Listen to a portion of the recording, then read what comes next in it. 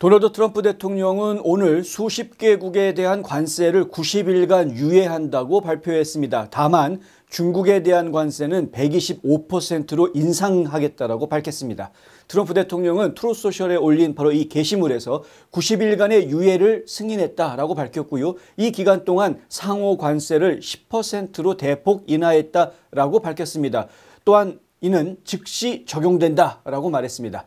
트럼프 대통령이 지난주 관세를 발표한 이후 주식시장은 며칠간 큰 폭의 하락세를 보였었습니다. 하지만 오늘 이 트루스 게시물이 게시된 이후에 금융시장은 거의 즉시 상승세를 보였습니다.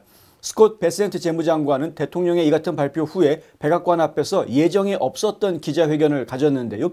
트럼프 대통령은 무역을 중요하게 생각한다라고 이야기합니다. 이 무역이라는 표현에 트레이드라는 말이 들어갔습니다. 무역을 중요하게 생각한다라고 이야기했는데 중의적인 의미로는 트레이드, 거래를 중요하게 생각한다라는 의미로도 읽힐 수 있습니다. 상당히 중요한 부분이죠.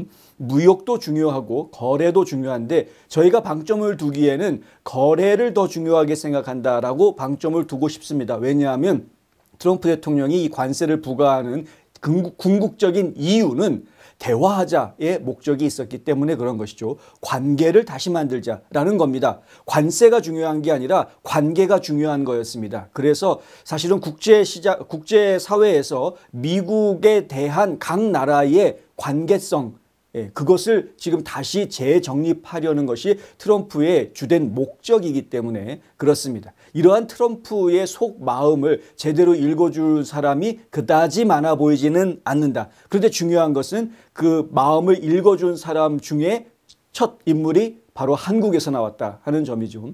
트럼프 대통령이 관계를 다시 재설정하기 위한 노력으로 관세 부과를 했다라는 말을 그러면 처음부터 대화하자라고 하지 왜 관세를 부과했느냐라고 반박하실 분이 계실지도 모르겠습니다. 근데 왜 그러냐 하면은요. 대화하자라는 말처럼 밑도 끝도 없는 얘기가 없죠. 너무나 애매한 너무나 모호한 표현이 되기가 쉬운 겁니다. 관계를 재설정하기 위해서 협상을 하자. 이건 역시 마찬가지. 도대체 무엇을 협상해야 된다는 이야기인가? 이렇게 되기 쉬운 것이죠.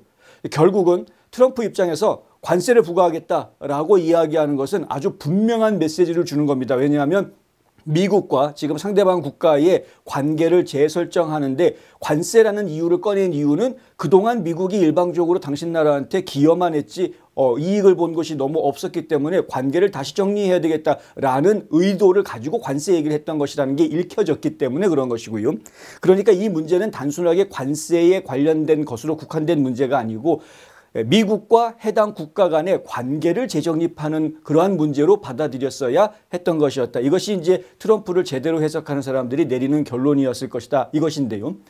한국의 한덕수 대통령 대행 같은 경우 권한 대행이 바로 이러한 부분을 제대로 간파하고 있었다라는 평가를 지금 받고 있는 겁니다. 그렇다 보니까 트럼프 대통령이 다른 많은 사람들하고도 대화를 했음에도 불구하고 콕 찔러서 한국의 대통령 권한 대행과 아주 위대한 훌륭한 통화를 했다라고 인정해주는 성명을 내놓는 그러한 것을 제가 어제 보았습니다. 어찌됐든 베센트 재무장관도 이러한 부분들을 이야기하는 거죠.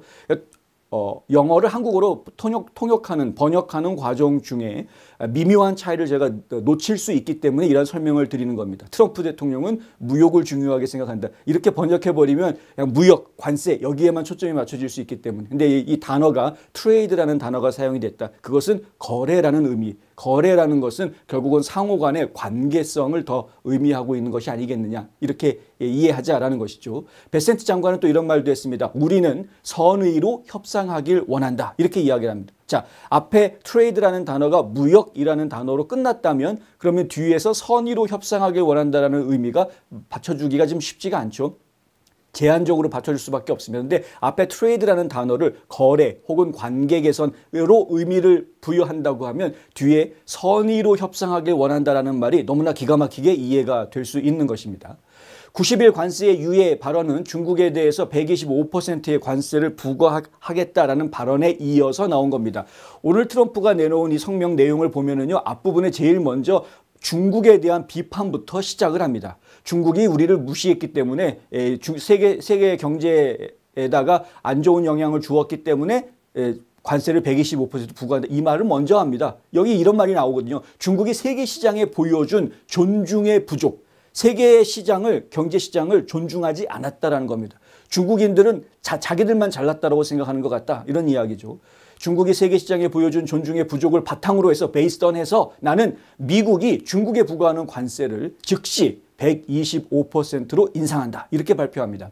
가까운 시일 내에 미국은 미국과 다른 국가를 상대로 바가지 씌우는 일이 더 이상 지속 가능하지도 용납될 수도 없다는 것을 깨닫게 되기를 바랍니다. 중국한테 하는 이야기입니다. 중국한테 전 세계가 바가지 쓰지 않을 것이다. 예, 빨리 깨달아라. 반대로 75개 이상의 국가가 무역 장벽, 관세, 환율 조작, 비화폐 관세와 관련해 논의 중인 주제에 대한 해결책을 협상하기를 요구해왔다. 이렇게 이야기합니다. 보십시오. 단순하게 무역만 얘기하는 게 아니고 관세만 얘기하는 게 아니고 장벽에 대한 문제, 환율 조작에 대한 문제, 비화폐 관세에 대한 문제 이런 것들까지 다 이야기하고 있다. 종합적으로 이야기하고 있다. 말 그대로 원스톱 쇼핑을 미국에서 즐기게 해 이 협상을 진행해 나가야 된다라는 이야기를 하고 있는 것인데 이들이 연락해온 75개국 이상의 국가들이 미국한테 연락을 해온 것이 백악관으로만 연락이 온 게 아니라는 거죠. 상무부, 재무부, USTR 그러니까 미국 무역대표부 이런 곳들을 포함해서 미국 측하고 어떻게든 대화의 창구를 열기 위해서 애쓰는 모습을 봤다라는 겁니다. 이러한 사실에서 근거해서 볼 때 중국은 더 이상 미국을 비롯한 다른 국가를 상대로 폭리를 취할 수 없다는 사실을 깨닫게 될 것이다 라고 트럼프는 이야기합니다. 트럼프 대통령은 75개 이상의 국가들은 미국에 대해서 어떠한 방식으로든 보복하지 않았다라는 점을 내세우고 있습니다. 90일 유예를 승인한 배경이 바로 그것이다 라고 설명하고 있는데요. 75개 국가들에 대해서 우리가 90일 유예를 줄 수 있는 것은 그들이 보복 관세를 이야기하지 않았기 때문이다. 이번 발표는 트럼프의 관세 부과 조치가 관세 그 자체에 초점이 주어진 것이 아니라 관계 재설정을 위한 대화의 시작이라는 트럼프 측근 인사들의 설명을 반증하는 것으로 지금 보입니다. 사실 기자들이 오늘 물어봤죠. 트럼프 대통령한테 왜 갑자기 90일 유예를 하게 됐느냐 그랬더니 주변에서 너무 시끄럽고 어렵고 뭐 여러 가지 이야기들을 설명을 합니다. 근데 그 설명들은 그러니까 말에 불과한 것이고요. 진짜 핵심 이유는 단순하게 그겁니다. 미국이 존중받는 국가의 위상을 계속 지켜나가고 있느냐 이걸 지금 중요하게 생각하는 것이고요. 미국이 지금 새로운 질서를 개편할 수 있느냐 트럼프 행정부가 기존의 미국의 위상을 근거로 해서 지금 국제사회와 새로운 관계 설정을 맺을 수가 있느냐 하는 부분인 겁니다. 지금까지 미국은 상당 부분 망가져 왔었다. 특히 이제 팍스 아메리카나 시대 이후로 미국은 상당히 많이 망가져 왔다. 스스로가 지금 뭐 자만심에 빠져 있었다라는 거죠.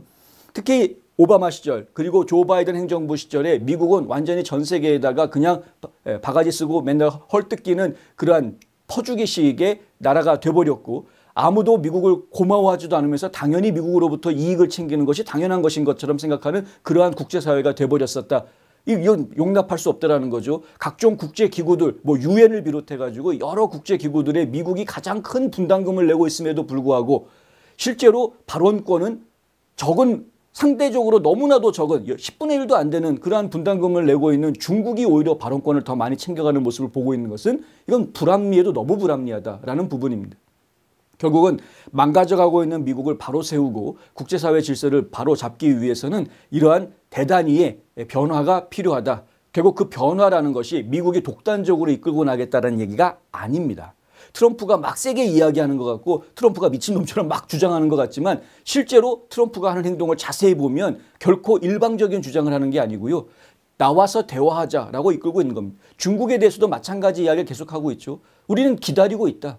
근데 중국은 지금 어떻게 대화를 시작해야 될지 모르는 것 같다. 이게 트럼프가 하고 있는 이야기입니다.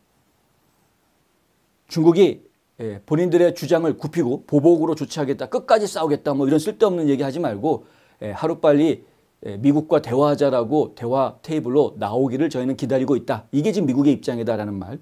어찌됐든 간에 이러한 전반적인 과정에서 한덕수 대통령 권한대행이 상당히 직위를 발휘해서 우연의 일치였는지 의도적으로 한 건지 모르겠습니다만 CNN 인터뷰를 통해서 그것도 CNN 인터뷰를 통해서 한국은 중국과 함께하지 않고 미국과 협상할 것이다 라는 이미 메시지를 분명하게 던져놓고 그와 동시에 트럼프와 대화하면서 우리가 한국이 어떻게 하면은 미국과 서로 윈윈 할 수 있는지에 대해서 대화하자라고 분위기를 상당히 풀어놓아서 트럼프로서는 상당히 만족스러운 그런 대화를 했다라는 이야기가 나왔다는 점은 상당히 고무적인 현상이다. 안타까운 점은 55일 뒤면은 대통령이 바뀐다는 점.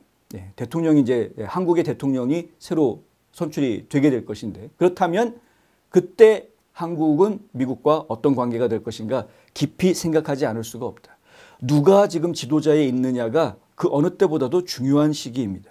매우 중요한 시기입니다.